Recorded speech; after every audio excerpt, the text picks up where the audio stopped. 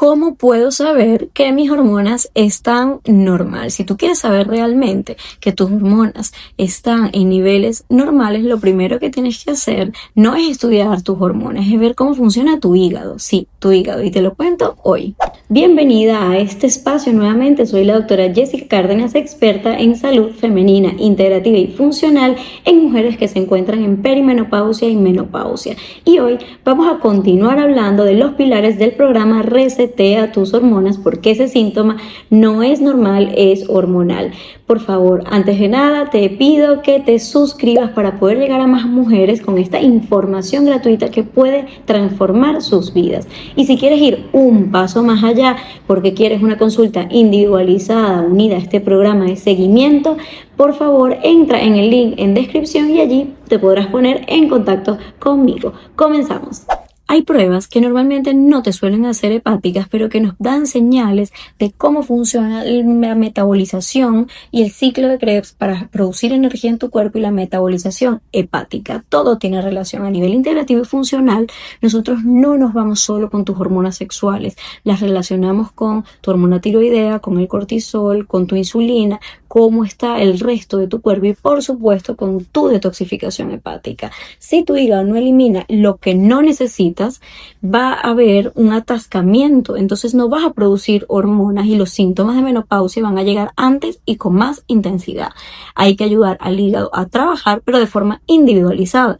No funciona hacer detox sin seguimiento ni acompañamiento, porque podrías tener crisis curativas muy potentes y tener síntomas muy potentes que no necesitas tener. Lo que necesitamos no es limpiar el hígado hoy para que mañana se vuelva a atascar. Necesitamos limpiar tu hígado, pero que tú también sepas qué tienes que hacer, dejar de comer y cómo puedes activar esas fases de ahora en adelante sin estrés, sin hacer cosas dramáticas, sin muchísimo esfuerzo, sino con naturalidad. Para eso tenemos que estudiar la metilación de tu hígado. Número 1, tu homocisteína nos da señales claras de cómo puedes estar metilando, y luego un interrogatorio basado en ciertas intolerancias que hacemos en la consulta nos permite saber si tu metilación es adecuada o no.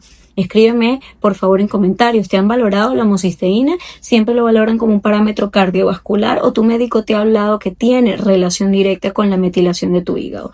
Número 2, la DEA y la DEA-S, la DEA sulfato, nos permite saber cuánto se está sulfatando de DEA, con lo cual nos da una idea de cómo se produce la sulfatación en tu caso. Aquí también te podremos hacer unas preguntas para ver cómo toleras esos alimentos azufrados, cómo haces caca, cómo son tus gases, o si tus cacas tienden a ser un poco más pastosas, huelen un poco mal, pues aquí ya nos da señales de cómo es tu sulfatación.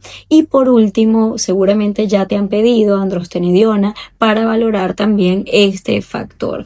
Luego continuaremos con lo que es la glucuronización. Hablamos de la bilirrubina, directa, indirecta, ALT, AST.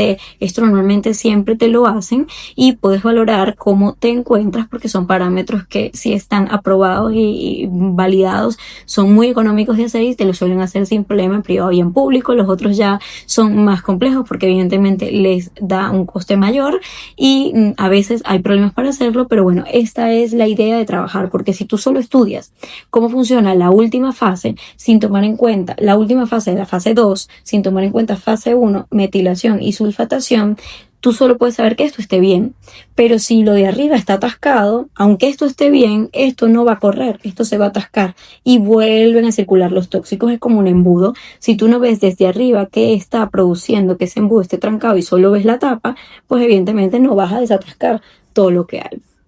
Importante entonces trabajar el hígado. Dime si te han hecho estas pruebas. Si te está gustando, por favor, suscríbete. Y luego hay otras analíticas de otros órganos que podemos hacer para saber de forma indirecta cómo están tus hormonas sexuales y cómo están otras hormonas que participan y son responsables de esos síntomas que están en perimenopausia. Por ejemplo, podemos tener el colesterol. Siempre es la guerra con tener un colesterol bajo. Si tú tienes un colesterol excesivamente bajo, ¿cómo vas a producir hormonas sexuales si es un precursor?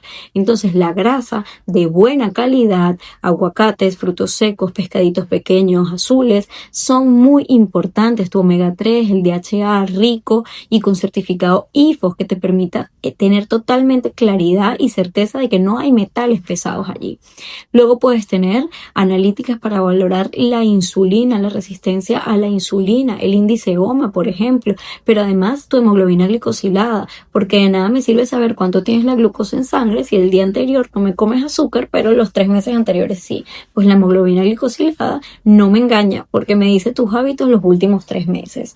Luego además, ¿qué otras cosas podríamos valorar? Pues evidentemente el cortisol en sangre no es tan directo o específico, entonces lo solemos pedir en saliva, una prueba que muchas veces no nos aprueban, pero con una anamnesis y un interrogatorio básico, ciertos hábitos que estás realizando, ciertos manejos de situaciones estresantes y por supuesto cambios en cuanto a tu sueño, despertares, aumento de peso, eso ya nos da una señal muy clara de que hay un aumento de cortisol constante, que cuando hay un aumento tan constante en el tiempo, un estrés crónico, no me va a salir en la analítica.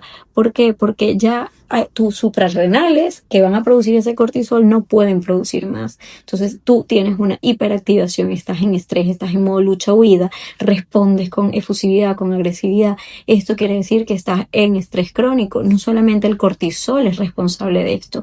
Hay una relación entre la producción de melatonina, la producción de serotonina por tus células intestinales, con lo cual es normal que tengas un cortisol elevado si tienes disbiosis, pero también es normal que con el cortisol elevado tengas disbiosis, aunque en las analíticas aparezca normal, porque esto es lo más peligroso.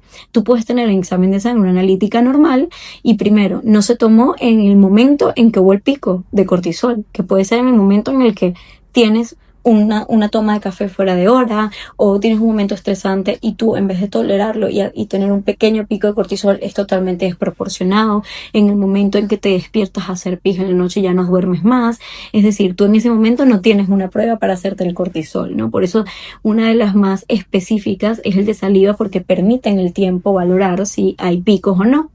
Con lo cual el de sangre no es tan específico, ¿vale? Y ni sensible, pero lo que podrías hacer es, al hacer un test de disbiosis, valorar cómo tienes la sonulina. La sonulina es un marcador de hiperpermeabilidad y sabemos si hay una hiperpermeabilidad intestinal, hay prácticamente sí o sí un estrés crónico.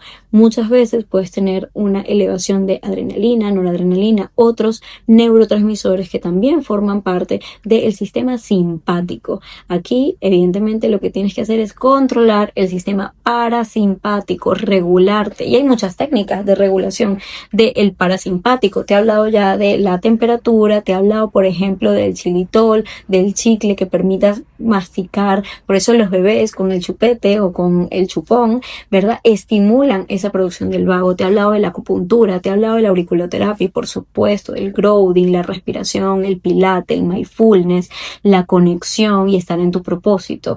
Los cambios de agua calentita en la noche nos vienen muy bien. Las sales de Epsom cuando te duches en un recipiente o si usas bañera en tu bañera.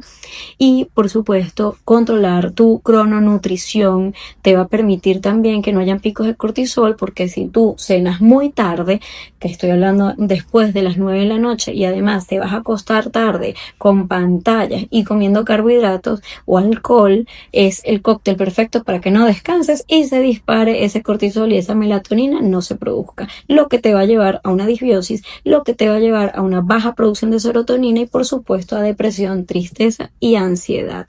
Si te ha gustado, por favor, escríbeme, déjame tus comentarios, tus dudas. Si quieres ir un paso más allá, en descripción tienes mis consultas y el programa y nos vemos en un siguiente episodio. Recuerda, no es normal, es hormonal. Nos vemos. Chao, chao. Toma decisiones desde el conocimiento y resetea tus hormonas ahora.